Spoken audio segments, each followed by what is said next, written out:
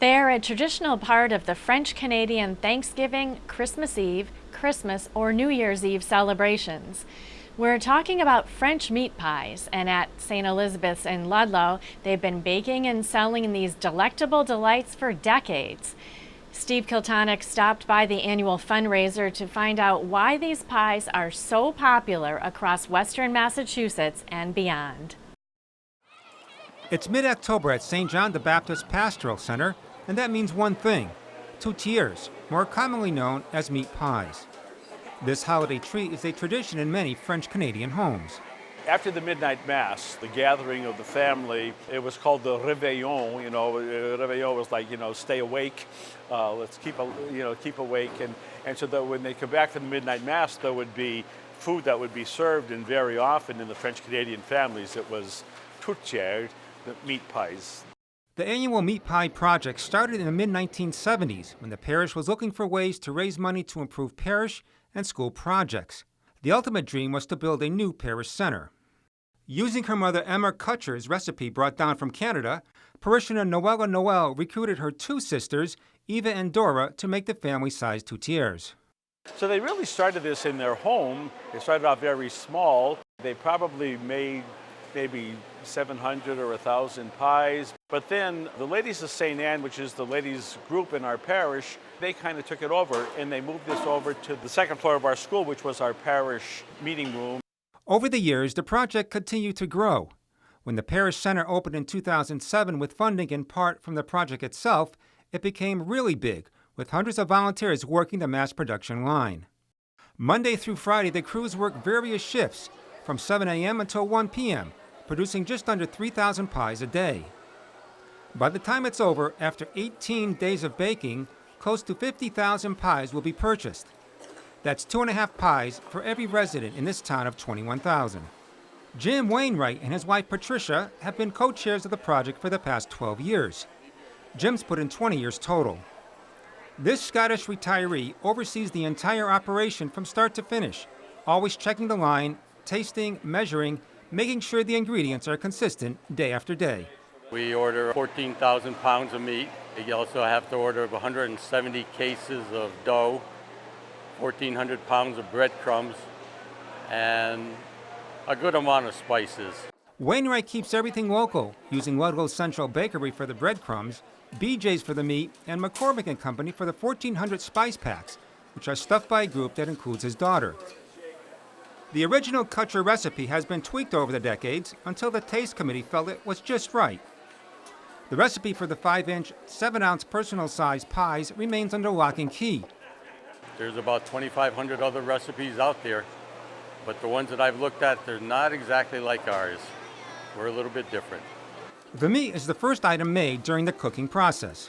Our ingredients are 50% pork and 50% beef, and then we add water. There's breadcrumbs, and there's a special seasoning that only a few people know. It's our secret trademark. This is why you want our pies. The dough was started in the mixer around the same time. The volunteers, including students from St. John the Baptist School, shaped the dough before being put into the automated rolling machine.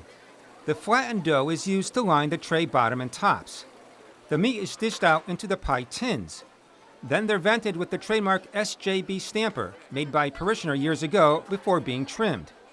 After being milked to prevent burning, tops are put on and crimped before being placed into one of the two convection ovens, 5 trays at a time, and baked at 350 degrees for about 16 minutes. When they come out, the internal temperature is about 200 degrees, so they have to be cooled down in several rooms. In the chosen frozen room, the temperature of the pies must be around 70 degrees before they're ready to be packaged. Father Norm Bolton and Judy Risenga take orders and input everything into the computer. At the center's main entrance, the orders are picked up fresh the day they are baked. The pies can be purchased frozen and are easily reheated. Each pie sells for $3.50. While most pies are purchased by people from Western Massachusetts and bordering states, the orders come from as far away as Michigan and Florida. Pies are excellent. They make a good meal, they make a good snack. They go along with almost any other type of food you want to put with them. Wainwright said this year 184 people signed up to volunteer, plus the students. It's a great way to socialize.